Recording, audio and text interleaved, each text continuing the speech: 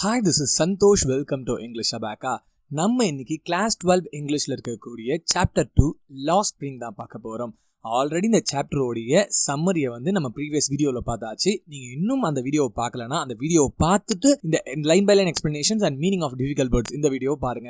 ஏன்னா உங்களுக்கு அந்த ஸ்டோரிஸ் அந்த கான்செப்ட்ஸ் கிளியராக புரிஞ்சிருச்சுன்னா அதுக்கப்புறம் நீங்கள் இதில் வந்தீங்கன்னா உங்களுக்கு லைன் பை லைன் எக்ஸ்பிளனேஷன்ஸ் நல்லா தெளிவாக புரியும். எதுக்காக நான் லைன் பை லைன் புரியணும் அப்படின்னு நீங்கள் கேட்டிங்கன்னா நீங்கள் ஸ்டோரிலாம் புரிஞ்சுக்கிட்டு நீங்கள் கதை எழுத முடியுமே தவிர்த்து இங்கே பார்த்தீங்கன்னா லைன் பை லைன் படித்தா மட்டும்தான் உங்களால் எக்ஸ்ட்ராக்ட் மாதிரியான கொஷின்ஸ்க்கு ஆன்சர்ஸ் பண்ண முடியும். ஸோ அதனால லைன் பை லைன் கண்டிப்பாக நீங்கள் புரிஞ்சுக்கிட்டே வேர்ட் பை வேர்ட் நம்ம ரீட் பண்ணி அதோட டிஃபிகல்ட் வேர்ட்ஸ் அந்த டிஃபிகல்ட் மீனிங்ஸ் எல்லாத்தையுமே இந்த வீடியோல சொல்லிடுறேன். எப்பவுமே ப்ரோஸ்ல பாத்தீங்கன்னா முன்னாடி நமக்கு சில எக்ஸ்பிரஷன்ஸ் கொடுத்திருப்பாங்க. நான் ஆல்ரெடி இதுக்கு முன்னாடி வீடியோலயே சொல்லிருப்பேன். லைன் பை லைன்ல இந்த எக்ஸ்பிரஷன்ஸ் எல்லாம் எதுக்குன்னு பாத்தீங்கன்னா இந்த சாப்டர்ல இருந்து क्वेश्चंस கேட்கும்போது இந்த எக்ஸ்பிரஷன்ஸை முடிஞ்ச அளவுக்கு அந்த ஆன்சர்ஸ்ல யூஸ் பண்ண ட்ரை பண்ணணும். கண்டிப்பா யூஸ் பண்ணா அது ரொம்ப நல்லது. ஏன்னா இதெல்லாம் பாத்தீங்கன்னா ரொம்ப கீவேர்ட் மாதிரி. சரி, இப்போ உங்க புக் எடுத்து உங்க கையில வச்சுக்கோங்க, ஒரு பென்சில் வச்சுக்கிட்டீங்கன்னா இப்போ நான் சொல்லக்கூடிய அந்த டிஃபிகல்ட் வேர்ட்ஸ் மீனிங்ஸ் எல்லாத்தையுமே பாத்தீங்கன்னா உங்க புக்லயே எழுதிக்கோங்க. ஸோ நெக்ஸ்ட் டைம் நீங்க ரீட் பண்ணும்போது உங்களுக்கு ஈஸியா இருக்கும்.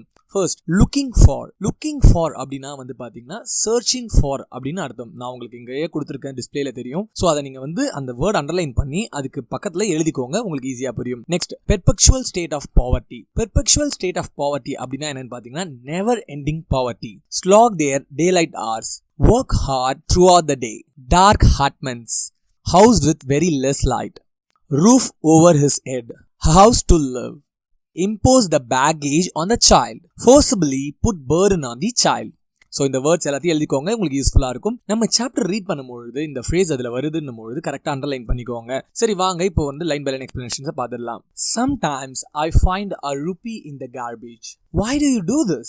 I ask Saheb, whom I encounter every morning scrounging for gold in the garbage dumps of my neighbourhood. So இந்த இடத்துல பாத்தீங்கன்னா scrounging அப்படின்னா என்னன்னு பாத்தீங்கன்னா searching to obtain something. Scrounging for gold அப்படின்னு யூஸ் பண்றாங்க. அதாவது பாத்தீங்கன்னா searching for the valuable thing.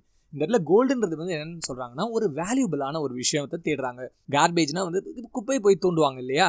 Actually இந்த ஸ்டோரி எப்படி ஸ்டார்ட் ஆகுதுன்னு பார்த்தீங்கன்னா நம்ம நரேட்டர் ஷாஹிப்ன்ற ஒரு பையனை அவங்க வீட்டு பக்கத்தில் தான் அவன் எப்போயுமே பார்த்தீங்கன்னா இந்த கார்பேஜை போய் நோண்டிட்டு இருப்பான். இவங்களும் டெய்லியும் பார்த்துட்டே இருக்காங்க. ஸோ அவங்ககிட்ட போயிட்டு கேட்குறாங்க, ஏன் நீ இந்த மாதிரி கார்பேஜை நோண்டிட்டு இருக்க அப்படின்றத அவங்ககிட்ட கேட்குறாங்க. இதுதான் ஸ்டோரி ஸ்டார்ட் ஆகுது. அதுக்கு சாஹிப் என்ன சொல்றான்னு பார்த்துடலாம். Next line, Sahib left his home long ago, set amidst the green field of Dhaka. His home is not even a distant memory. There were many storms that swept away their fields and homes. His mother tells him. Actually இங்க amidst அப்படின்னா என்னன்னு பார்த்தீங்கன்னா middle of, in the middle of அப்படின்றது அர்த்தம். அதுக்கு அடுத்து distance memory, அதாவது ஞாபகமே இல்லை சுத்தமா அப்படின்றது. ஸ்வெப்ட் அப்படின்னா அடிச்சுட்டு போறது, ஸ்டார்ம்ல அடிச்சுட்டு போயிடும் இல்லையா, அதுதான். இங்க என்ன சொல்ல வராங்கன்னா இந்த சாஹிபோட வீடு பாத்தீங்கன்னா இந்த கிரீன் ஃபீல்ட் ஆஃப் தக்காவுக்கு நடுவுல இருக்கு. அங்க நிறைய ஃப்ளட்லாம் வரும். அந்த ஃப்ளட்ல அவன் வீடு அடிச்சுட்டு போயிடுச்சு, எல்லாமே டெஸ்ட்ராய் ஆயிடுச்சு அப்படின்றத அவன் சொல்றான். நெக்ஸ்ட் லைன் பாத்துடலாம். That's why they live looking for gold in the big city where he now lives.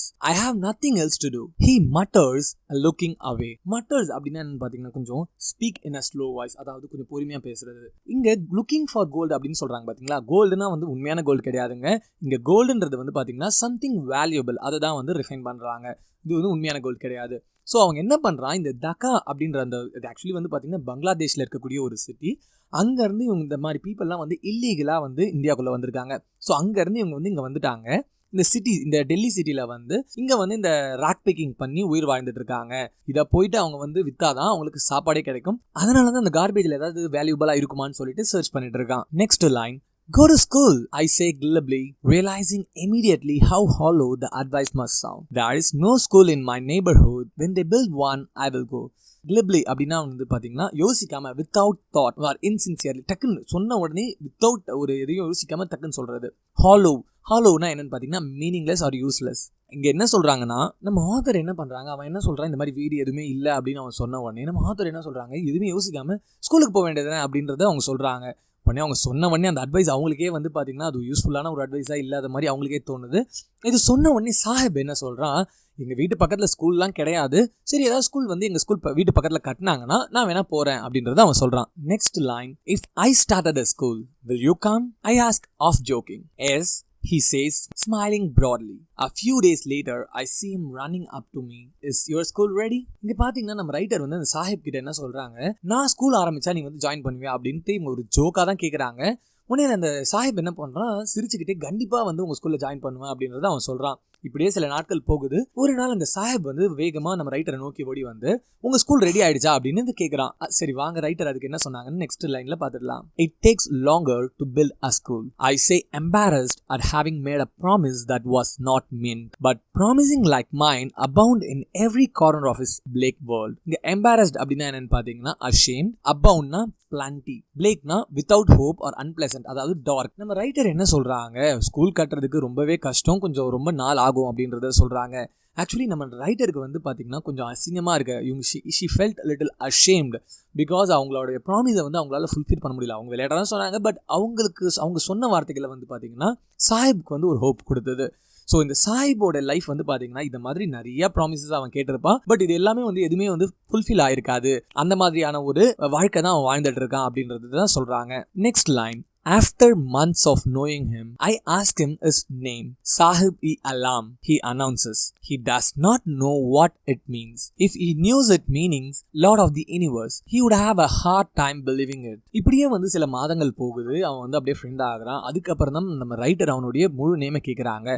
அவன் சாஹிப்-இ-அலாம் அப்படின்றத சொல்றான். அப்படின்னா என்னன்னு பார்த்தீங்கன்னா கிங் ஆஃப் த வேர்ல்ட் அப்படின்றது அர்த்தம். நம்ம ரைட்டர் வந்து என்ன நினைக்கிறாங்கன்னா, அவன் பேர் என்னன்ற அந்த பேருக்கான மீனிங்கே அவன் தெரியாமல் வாழ்ந்துட்டு இருக்கான். ஆக்சுவலி வந்து பார்த்தீங்கன்னா கிங் ஆஃப் த யூனிவர்ஸ் அப்படின்றது அந்த பேருடைய மீனிங். ஆனால் இந்த சாஹிப் வந்து பார்த்தீங்கன்னா ராக் பிக்கிங் பண்ணிட்டு இருக்கான், அதாவது குப்பை பொறுக்கிட்டு இருக்கான். ஸோ கிட்டத்தட்ட வந்து பார்த்தீங்கன்னா டோட்டல் ஆப்போசிட்டாக இருக்குது அவனுடைய பேருக்கும் அவனுடைய செயலுக்கும், அதாவது அவன் செய்யக்கூடிய செயலுக்கும் டோட்டல் ஆப்போசிட்டாக இருக்குது அப்படின்றத அவங்க நினைக்கிறாங்க. Next line. Unaware of what his name represents, he roams the streets with his friends, an army of barefoot boys who appears like the morning birds and disappear at noon. Over the months, I have come to recognize each of them. Roamனா என்னன்னு பார்த்தீங்கன்னா walk aimlessly. அவங்களுக்கு எங்கே போகிறாங்க எங்கே வராங்கன்றது தெரியாது. So walk aimlessly. barefoot, அதாவது இந்த முக்கியமான அந்த வேர்ட் ரொம்ப ஞாபகம் வச்சுக்கோங்க. barefoot, without shoes or slipper in foot. இது ரொம்ப முக்கியமான வேர்டு. இதை வந்து கண்டிப்பாக நீங்கள் வந்து கொஸ்டின் ஆன்சர்ஸில் ஏதாவது கேட்கும்பொழுது barefootன்ற வேர்டை வந்து கண்டிப்பாக யூஸ் பண்ணிருக்கணும். கம் டு ரெகக்னைஸ்னா ஸ்டார்ட் ரெகக்னைசிங், இது தெரியும் உங்களுக்கு. ஸோ இங்கே என்ன சொல்ல வராங்கன்னா, இந்த சாஹிப் வந்து அவனுடைய நேமோடைய மீனிங்கே தெரியல. இவன் வந்து பார்த்தீங்கன்னா அவனுடைய ஃப்ரெண்ட்ஸ் கூட எய்ம்லெஸ்ஸாக வந்து பேர்ஃபுட், அதாவது காலில் ஷூவோ ஸ்லிப்பர்ஸோ எதுவுமே இல்லாமல் பேர்ஃபுட்டோட எய்ம்லெஸ்ஸாக வந்து அவன் ஸ்ட்ரீட்டாக போயிட்டு இருக்கான் அப்படின்றத சொல்கிறாங்க. இது அப்படியே வந்து பார்த்தீங்கன்னா இந்த பேர்ஃபுட் பாய்ஸை வந்து பார்த்தீங்கன்னா வந்து ஒரு பேர்ட்ஸ் கூட கம்பேர் பண்ணுறாங்க. பேர்ட்ஸ் வந்து பார்த்தீங்கன்னா ஒரு ஃபிக்ஸ் டியூரேஷன் காலையில் வரும், திடீர்னு பார்த்தா இருக்கும், அது வேணுன்றதை சாப்பிட்டுட்டு திடீர்னு போயிடும். ஸோ அந்த இடத்துலேயே ஸ்டாக்னண்ட்டாக இருக்காது. அதே மாதிரி பார்த்தீங்கன்னா இவங்களுக்கு ஸ்டார்டிங்கில் வந்து இது யார் அது யாருன்னு தெரியாமல் இருந்தது. கொஞ்சம் நாள் போக போக ஒரு மாதம் ஆக இவங்களுக்கு வந்து எல்லாரையும் வந்து ரெக்கக்னைஸ் பண்ண முடியுது அப்படின்றதையும் சொல்கிறாங்க. Next line. Why aren't you wearing chappals? I asked one. My mother did not bring them down from the shelf. He answered simply. இங்கே நம்ம ரைட்டர் என்ன பண்ணுறாங்க, அவங்க கிட்ட கேட்குறாங்க, ஏன்னா நீங்களாம் வந்து செப்பல் போடாமல் இருக்கீங்க அதை மாதிரி கேட்குறாங்க நம்ம ரைட்டர். அதுக்கு வந்து ஒருத்தவன் என்ன சொல்கிறான், எங்கள் அம்மா வந்து இந்த செப்பல்ஸ் எல்லாம் வந்து ஷெல்ஃபில் எடுத்து வச்சுருக்காங்க அப்படின்றதுக்கு அவன் ரிப்ளை பண்ணுறான் அப்படின்னு. இது உடனே இது ரெண்டு விஷயத்த வந்து ப்ராபபிலியாக நமக்கு புரிய வைக்கிறாங்க. ஒன்று, சில பேர் வந்து பார்த்திங்கன்னா புதுசாக இருக்கும் வந்து உள்ளே வச்சுருப்பாங்க. இன்னொன்று வந்து பார்த்திங்கன்னா அவங்ககிட்ட அந்த ஸ்லிப்பரே இல்லாமல் இருக்கும். ஸோ அதை ஹைட் பண்ணுறதுக்காக அது பாக்ஸில் இருக்குது, ஷெல்ஃபில் இருக்குது அப்படின்னு போய் சொல்கிறான். ஸோ இது ரெண்டுமே நம்ம வந்து மெட்டாஃபரிக்கலாக புரிஞ்சுக்கலாம். Next line. Even if she did, he will throw them off. Adds another who is wearing shoes that do not match. When I comment on it, he shuffles his feet and says nothing. I want shoes, says a third boy who has never owned a pair of shoes all his life. The shuffles அப்படின்னா என்னன்னு பார்த்தீங்கன்னா move feet without lifting from ground, அதாவது தேய்ச்சிக்கிட்டே நடக்கிறது தான். ஏன்னா வந்து இங்கே இந்த கார்பேஜில் கிடைக்கக்கூடிய ஷூஸ் வந்து பார்த்தீங்கன்னா ஒன்று ஒரு சைஸில் இருக்கும். சிலது வந்து பெருசாக இருக்கும். அந்த பெருசாக இருக்கிறது வந்து கீழே விழாமல் இருக்கிறதுக்காக அந்த ஷூவை தேய்ச்சிக்கிட்டே நடக்கிறான்றது தான் நமக்கு சொல்லி புரிய வைக்கிறாங்க. இங்கே என்ன சொல்கிறாங்கன்னா, அதாவது இன்னொருத்தன் வந்து சொல்லியிருந்தாலே அவனுடைய செப்பல்ஸ் வந்து கபோர்டில் இருக்குன்னு சொல்லிட்டு, அதுக்கு இன்னொரு பையன் ஆன்சர் என்ன பண்ணுறான், அவங்க அம்மா அந்த செப்பல்ஸை வந்து அந்த பாக்ஸ்லேருந்து எடுத்து கொடுத்தா கூட இவன் வந்து அதை தூக்கி போட்டுருவான் அப்படின்னு சொல்கிறாங்க. அதுக்கு இன்னொரு பையன் என்ன சொல்கிறான், டிஃப்ரெண்ட் சைஸ் ஆஃப் செப்பல்ஸ் வந்து போட்டிருக்கான். ஸோ அதாவது அவன் தேய்ச்சிக்கிட்டே நடக்கிறது அதுதான் சொல்கிறாங்க. அங்கே தேர்டாக ஒரு பையன் இருக்கான். அவன் என்ன சொல்கிறான்னா, நான் இது வரைக்கும் ஷூ போட்டதே இல்லை, எனக்கு வந்து ஒரு 2 ஷூ கிடைச்சா நல்லா இருக்கும் அப்படின்றத அவன் சொல்கிறான். Next line. Traveling across the country, I have seen children walking barefoot in cities on village roads. It is not lack of money but a tradition to stay barefoot is one explanation. I wonder if this is only an excuse to explain away a perpetual state of poverty. நம்ம இதுக்கு முன்னாடியே வந்து perpetual state of poverty வந்து எக்ஸ்பிரஷன்ஸ்லயே பார்த்திருந்தோம். never ending poverty அப்படின்றத வச்சுக்கோங்க. இங்கேயும் வந்து அண்டர்லைன் பண்ணிக்கோங்க, ரொம்ப முக்கியமானது. ஸோ இந்த இடத்துல என்ன சொல்ல வராங்கன்னா, நம்ம ரைட்டர் வந்து பாத்தீங்கன்னா நிறைய கண்ட்ரீஸ்க்கு போயிருக்காங்களாம். இந்த மாதிரி பேர்ஃபுட்டா இருக்கக்கூடிய குழந்தைகள் கண்ட்ரி, அதாவது இந்த உலகத்துல எல்லா மொழியிலும் இருக்காங்க அப்படின்றத சொல்றாங்க. அவங்க கிட்ட காசு இல்லாம இல்ல, ஆனா அவங்க ஒரு ட்ரெடிஷனா இந்த பேர்ஃபுட்டோட, அதாவது காலில் செப்பலோ ஷூஸோ இல்லாம பேர்ஃபுட்டாவே திரியறதுன்றது ட்ரெடிஷனாவே ஃபாலோ பண்ணிட்டு இருக்காங்க. இதுல இருந்து என்ன தெரியுதுன்னா, இந்த நெவர் எண்டிங் பாவர்ட்டியை வந்து இது வந்து காமிக்குது அப்படின்றத அவங்க சொல்றாங்க. Next line, I remember a story a man from Udupi once told me. As a young boy, he would go to school past an old temple where his father was a priest. He would stop briefly at the temple and pray for a pair of shoes. இங்க என்ன சொல்றாங்கன்னா, நம்ம ரைட்டருக்கு வந்து ஒரு கதை இப்ப ஞாபகம் வருதான். இது ரொம்ப வருஷத்துக்கு முன்னாடி நடந்த ஒரு கதை உடுப்பி டவுன்ல. அங்க என்னன்னு பாத்தீங்கன்னா, ரொம்ப வருஷத்துக்கு முன்னாடி ஒரு சின்ன பையன் வந்து பாத்தீங்கன்னா, அவங்க அப்பா வந்து ப்ரீஸ்ட், ஒரு கோவில்ல வந்து ப்ரீஸ்டா இருக்காரு. அந்த பையன் வந்து பாத்தீங்கன்னா அந்த கடல் கிட்ட வந்து வேண்டான், இந்த மாதிரி அவனுக்கு வந்து ஷூஸ் வேணும், அவனுக்கு வந்து பேர் ஆஃப் ஷூஸ் வேணும் அப்படின்னு சொல்லிட்டு அவன் வேண்டான். இதை வந்து இவங்க நினைச்சு பார்க்குறாங்க. 30 years later, I visited his town and the temple, which was now drowned in an air of desolation. In the backyard where lived the new priest, there were red and white plastic chair. இங்க drowned அப்படின்னா என்னன்னா covered அப்படின்றது அர்த்தம். டிசோலேஷன் அப்படின்னா என்னன்னு பார்த்தீங்கன்னா, அழிஞ்சு போயிட்டு, அதாவது எம்டியா இருக்கு, ரூயின் அப்படின்றத சொல்றாங்க. இங்க என்ன சொல்ல வராங்கன்னா, நம்ம ரைட்டர் வந்து 30 வருஷத்துக்கு அப்புறம் அதே இடத்துக்கு போனா அங்க இருக்க டெம்பிள் வந்து பாத்தீங்கன்னா பாதி அழிஞ்சு போன நிலைமையில இருக்கு. அங்க வந்து பாத்தீங்கன்னா ஒரு நியூ ப்ரீஸ்ட் இருக்காரு, அங்க ரெட் ஒயிட் ஷேர்ட்ஸ்லாம் இருக்கு அப்படின்றத சொல்றாங்க. A young boy dressed in a grey uniform, wearing socks and shoes, arrived panting and threw his school bag on the folding bed. Looking at the boy, I remembered the prayer another boy had made to the goddess when he had finally got a pair of shoes. Let me never lose them. Banding அப்படின்னா என்னன்னு பார்த்தீங்கன்னா, taking quick breath, அதாவது மூச்சு வாங்குறது தான். வேகமாக ஓடி வந்தால் மூச்சு வாங்குவாங்க இல்லையா, அதுதான். இப்போ இங்கே என்ன சொல்ல வராங்கன்னா, அங்கே ஒரு யங் பாய் வந்து வேகமாக ஓடி வரான். அவன் வந்து பார்த்தீங்கன்னா கிரே யூனிஃபார்ம், சாக்ஸ், ஷூஸ்லாம் போட்டுட்டு இருக்கான். அவன் வேகமாக ஓடி வந்து மூச்சு வாங்கிட்டு இருக்கான். அவன் கொண்டு வந்த பேக் அங்கே இருக்கக்கூடிய பெட்டில் வந்து போடுறான். இப்போதான் நம்ம ரைட்டர் வந்து ஒரு விஷயத்தை ஞாபகப்படுத்தி பார்க்குறாங்க. அந்த பாய் வந்து அந்த கடவுள்கிட்ட வேண்டின மாதிரி அவனுக்கு இப்போ ஷூஸ் இருக்கு. Next line, The goddess had granted his prayer. The goddess had granted his prayer.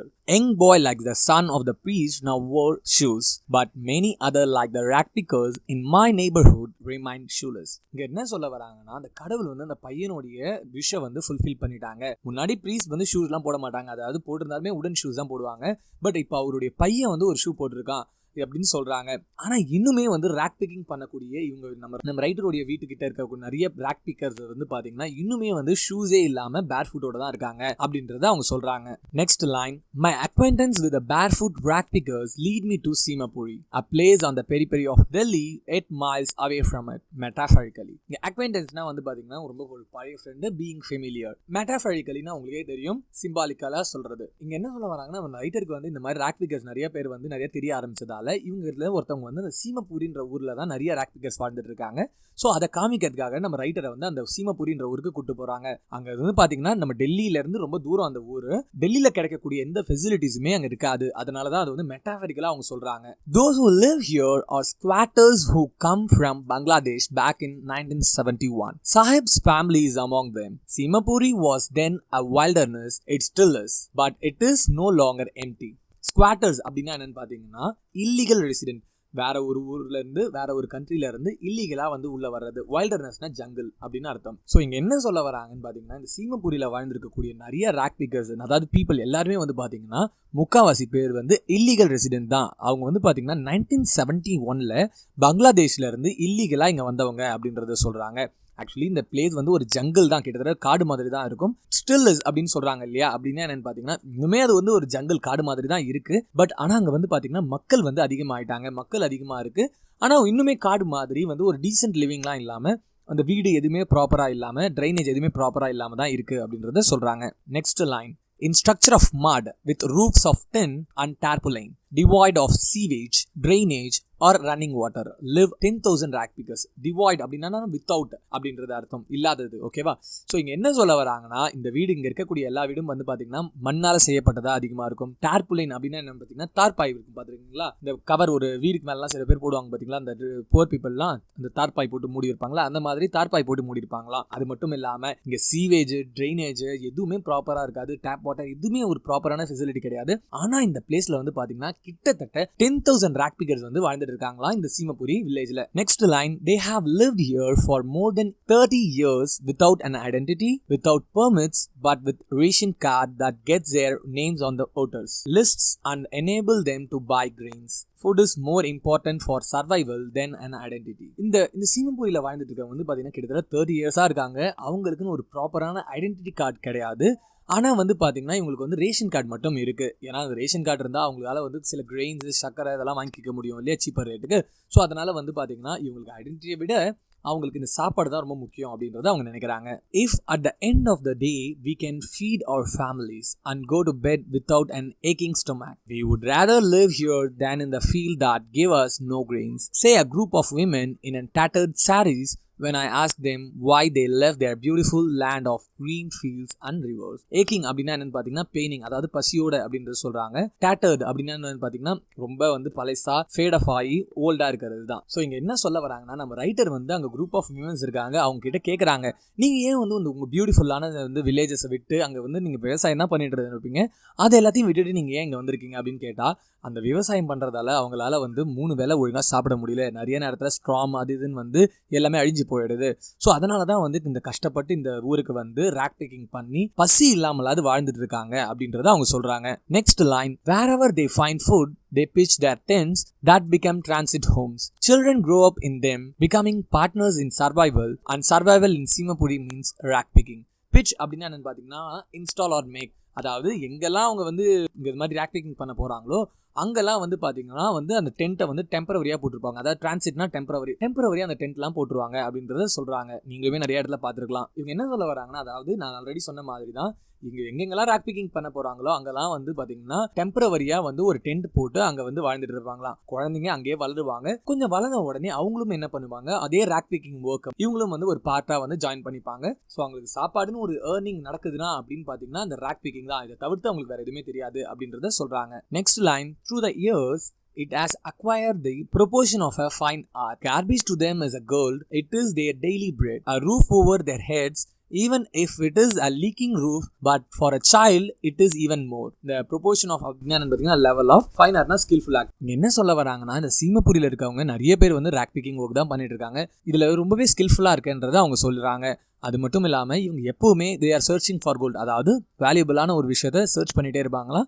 So இதுதான் அவங்களுக்கு சாப்பாடும் கொடுக்குது. அவங்கள பொறுத்த வரைக்கும் வீடுன்னு ஒன்று இருந்தாலே போதும், அது தண்ணி விழுனா என்ன எப்படி இருந்தாலும் பரவாயில்ல, பட் அவங்களுக்கு ஒரு வீடுன்னு ஒன்று இருந்தாலே போதும் அப்படின்றது தான் நினைக்கிறாங்க. ஐ sometimes find a rupee, even a 10-rupee note, Saheb says, his eyes lighting up when you can find a silver coin in a heap of garbage. You don't stop scrounging, for there is a hope of finding more. Lighting up na shining, silver coin na something valuable. Gold, silver, இங்க இருந்து gold, silver தேடுறாங்க அப்படின்னு சொல்றாங்கன்னா something valuable அப்படின்றது தான் அர்த்தம். இங்க சாஹேப் என்ன சொல்றான்னு வந்து பாத்தீங்கன்னா, சில நேரத்தில் வந்து பாத்தீங்கன்னா அவனுக்கு வந்து 10 rupees நோட் கூட கிடைக்குமா இந்த கார்பேஜ்ல அப்படின்னு சொல்லிட்டு ரொம்ப சந்தோஷமா நம்ம ரைட்டர் கிட்ட சொல்றான். அது மட்டும் இல்லாம அவன் டெய்லியுமே வந்து அது வேல்யூபிளா இருக்கான்னு சொல்லிட்டு அந்த கார்பேஜை தோண்டிக்கிட்டே இருப்பான் அப்படின்றதையும் சொல்றான். Next line, it seems that for children garbage has a meaning different from what it means to their parents. For the children it is wrapped in wonders, for the elders it is a mean of survival. இங்க நமக்கு என்ன சொல்ல வராங்கன்னா, இந்த rock picking வந்து பாத்தீங்கன்னா ஒரு குழந்தைக்கும் பெரியவங்களுக்கும் டிஃப்ரெண்டா இருக்குமா. குழந்தைங்களுக்கு வந்து பாத்தீங்கன்னா wrapped in wonders, அதாவது வந்து ஏதாவது புதுசா கிடைக்குமா, ஏதோ வந்து ஒரு கிஃப்ட் ரேப் பண்ணி வைக்கிற மாதிரி அவங்களுக்கு அந்த கார்பேஜை வந்து அப்படிதான் பார்ப்பாங்களாம். ஆனா பெரியவங்களுக்கு வந்து பாத்தீங்கன்னா இது வந்து ஒரு சர்வைவல், சாப்பாட்டுக்கே இந்த ராக் பிக்கிங் தான் சோர்ஸ், வேற ஒண்ணுமே கிடையாதுன்னு பெரியவங்க நினைக்கிறாங்களாம். சோ இங்க பெரியவங்களுக்கும் சின்ன பசங்களுக்கும் வந்து பாத்தீங்கன்னா டிஃப்ரெண்ட் ஐடியாலஜிஸ் இருக்கா இந்த ராக் பிக்கிங் பத்தி. One winter morning I see Saheb stand by the fenced gate of the neighbourhood club watching two young men dressed in white playing tennis. I like the game, he hums, content to watch it standing behind the fence. I go inside when no one is around. He admits, the gatekeeper lets me use the swing. ஒரு winter மார்னிங்ல வந்து இந்த சாஹிப் என்ன பண்றான், இங்க வந்து டென்னிஸ்லாம் விளையாடிட்டு இருக்காங்க. அதுக்கு வெளியில நின்று பார்த்துட்டு இருக்கான் அந்த டென்னிஸ் விளையாடுறது. இந்த சாஹிப் என்ன சொல்றான், இவனுக்கு வந்து இந்த டென்னிஸ் கேம் வந்து ரொம்ப பிடிக்குமா, ஆனா அவனுக்கு வந்து சாட்டிஸ்ஃபைடா இருக்கான், அவனுக்கு வந்து ரொம்ப ஹாப்பியா, அதை பார்க்கறதே ஹாப்பியா இருக்குன்னு சொல்றான். அது மட்டும் இல்லாமல் சில நேரத்தில் அந்த கேட் கீப்பர் வந்து என்ன பண்ணுவாங்களாம், உள்ள யாருமே இல்லாதப்போ அந்த ஸ்விங்ஸை வந்து யூஸ் பண்ண வந்து அவருக்கு அலோவ் பண்ணுவாராம். அதாவது ஊஞ்சல் ஆடுறதுக்கு வந்து சில நேரத்தில் விடுவாராம். இங்க நம்ம ரைட்டர் என்ன நினைக்கிறாங்கன்னா, பாவம் இந்த குழந்தையால ஒரு பிடிச்ச கேமை கூட வந்து ஆசையா வந்து விளையாட முடியலையே அப்படின்னு சொல்லிட்டு ரொம்ப கஷ்டப்படுறாங்க. Next line, Sahib too is wearing tennis shoes that look strange over his discolored shirt and shorts. Someone gave them to me, he says in the manner of an explanation. Discolor அதாவது ஃபேட் ஆன colour. So Sahib வந்து பாத்தீங்கன்னா இந்த ஒரு white colour tennis shoes தான் போட்டிருக்கான், dress எல்லாம் போட்டிருக்கான், இந்த ஷார்ட்ஸ் எல்லாம் கரெக்டாக போட்டிருக்கான். ஆனால் இது எல்லாமே வந்து ஃபேட் ஆயிருக்கு, அதாவது யாரோ யூஸ் பண்ணி ரொம்ப பழசானதால அதை வந்து எனக்கு யாரோ கொடுத்துருக்காங்க. பட் அவனை பொறுத்த வரைக்கும் அது வந்து புதுசுன்ற மாதிரி தானே. ஸோ அதுதான் இங்க சொல்றாங்க. The fact that they are discarded shoes of some rich boy who perhaps refused to wear them because of a hole in one of them does not bother him. For one who has walked barefoot, even shoes with a hole is a dream come true. But the game he is watching so intently is out of his reach. Discarded அப்படின்னா என்னன்னு பாத்தீங்கன்னா rejected, dream come true அதாவது fulfilling of a dream அப்படின்னா intentlyனா வந்து பாத்தீங்கன்னா careful அப்படின்னு அர்த்தம். So இந்த இடத்துல வந்து பாத்தீங்கன்னா அவன் போட்டிருக்க ஒரு ஷூ வந்து பாத்தீங்கன்னா ஏதோ ஒரு ரிச் பாயால வந்து டிஸ்கார்டட் பண்ணப்பட்டது. டிஸ்கார்டட்னா அதாவது ரிஜெக்ட் பண்ணப்பட்டது. ஏன்னா அந்த ஷூல வந்து ஒரு ஹோல்ஸ் இருக்கு. ஆனால் சாஹிப்பை பொறுத்த வரைக்கும் ஹோல்ஸ் இருக்கோ இல்லையா, அவன் ஏன்னா அவனுக்கு ஷூஸ்ன்றதே ஒரு பெரிய விஷயம். ஸோ அவன் அதெல்லாம் வந்து நினைக்கவே இல்லை. அவனுக்கு இதுவே ரொம்ப ஹாப்பியாக இருக்கு. இவன் இந்த கேமை வந்து ரொம்ப இன்ட்ரெஸ்டாக பார்த்துட்டு இருக்கான். ஆனால் கண்டிப்பாக அவனால அந்த கேம் விளையாட முடியாது அப்படின்றத நம்ம ரைட்டர் நினைக்கிறாங்க. Next line, this morning Sahib is on his way to the milk booth. This morning Saheb is on his way to the milk booth. In his hand is a steel canister. I now work in a tea stall down the road, he says, pointing in the distance. Down the road அப்படின்னா என்னன்னு பார்த்தீங்கன்னா end of the road, அதாவது other எண்டில் நிற்கிறான். Canister அப்படின்னா metallic container, அதாவது பால் டப்பி, பால் இதெல்லாம் இருக்கும் பாத்தீங்களா, பால் கண்டெய்னர் சின்னதாக இருக்கும் இல்லையா, அதை தான் அங்கே சொல்றாங்க. இப்போ இந்த சாஹிப் வந்து பாத்தீங்கன்னா ஒரு மில்க் பூத்ல ஒர்க் பண்ணிட்டு இருக்கானா, இவன் வந்து பாத்தீங்கன்னா ஒரு மெட்டல் கண்டெய்னர் கையில வச்சுட்டு இருக்கான். ஸோ அதை பார்க்கும்போது நம்ம ரைட்டருக்கும் புரியுது, அவன் வந்து அந்த ரோட்ல இருக்கக்கூடிய அதர் எண்ட்ல நின்றுக்கிட்டு இப்போ நான் வந்து ஒரு டீ ஷாப்ல ஒர்க் பண்ணிட்டு இருக்கேன் அப்படின்றத சொல்றான். Next line, I am paid 800 rupees on all my meals. Does he like the job? I ask. His face I see has lost the carefree look. Sahib என்ன சொல்றான், அவனுக்கு வந்து பாத்தீங்கன்னா 800 rupees வந்து மந்த்லி வந்து அவனுக்கு காசு கொடுக்குறாங்களாம் ஆஸ் சேலரியா. அது மட்டும் இல்லாம அவனுக்கு சாப்பாடும் மாசம் போட்டுடுறாங்களாம், அதையும் சொல்றான். இது சொன்ன உடனே நம்ம ரைட்டர் என்ன கேட்குறாங்க, உனக்கு இந்த வேலை பிடிச்சிருக்கா அப்படின்றத சொல்றாங்க. அவன் முகத்தை பார்க்குறாங்க, இதுக்கு முன்னாடி இருந்த அந்த கேர்ஃப்ரீ லுக் இப்போ இல்லை. ஸோ அவங்க என்ன கேட்குறாங்க, உனக்கு இந்த வேலை பிடிச்சிருக்கா அப்படின்றத அவங்க நம்ம ரைட்டர் வந்து நம்ம சாஹிப் கிட்ட கேட்குறாங்க. The steel canister seems heavier than the plastic bag he would carry so lightly over his shoulders. The bag was his. The canister belongs to the man who owns the tea shop. Saheb is no longer his own master. இங்க என்ன சொல்ல வராங்கன்னா, சாஹிப் வந்து இதுக்கு முன்னாடி rock picking பண்ணும்போது அந்த plastic பேக்ஸை வந்து அவனுடைய ஷோல்டர்ல வச்சு எடுத்துட்டு போவான். அது வந்து அவனுக்கு வெயிட்டாவே தெரிஞ்சது இல்லையா. பட் இந்த மில்க் பூத், அதாவது அந்த மில்க் கண்டெய்னரை எடுத்துட்டு போகும்போது அது ரொம்ப வெயிட்டா இருக்கு அப்படின்றது சொல்றாங்க. ஸோ இது மெட்டாஃபரிக்கலா நமக்கு என்ன புரிய வைக்கிறாங்கன்னா, முதல்ல வந்து பாத்தீங்கன்னா அவன் தான் அவனுடைய ஜாபுக்கு வந்து மாஸ்டர், அவன் தான் வந்து ஓனர். அவன் நினைச்ச நேரத்தில் என்ன வேணா பண்ண முடியும், ஃப்ரீயா இருந்தான். இப்போ ஒரு மாஸ்டர் கீழே அவன் வேலை செய்யறானே தவிர்த்து இவனால வந்து எந்த ஒரு சுயமான ஒரு முடிவும் எடுக்க முடியாது. ஸோ அதுதான் சொல்றாங்க. ஸோ இங்க நம்ம ரைட்டரும் என்ன நினைக்கிறாங்க, சாஹிப் வந்து பாத்தீங்கன்னா இப்போ வந்து ஒரு ஃப்ரீ பர்சன் கிடையாது. இவன் வந்து சாஹிப் வந்து இப்போ அவருடைய மாஸ்டர் சொல்ற எல்லாத்தையுமே வந்து இவன் ஒபே பண்ணிருக்கணும், அவனுடைய ஃப்ரீடம் இங்க முழுக்க போயிடுச்சு அப்படின்றத சொல்லி இந்த ஸ்டோரியை இங்க முடிக்கிறாங்க. ஸோ நெக்ஸ்ட் ஸ்டோரியை நெக்ஸ்ட் வீடியோல பார்த்துடலாம். தேங்க்ஸ் ஃபார் வாட்சிங் this video. Have a nice day.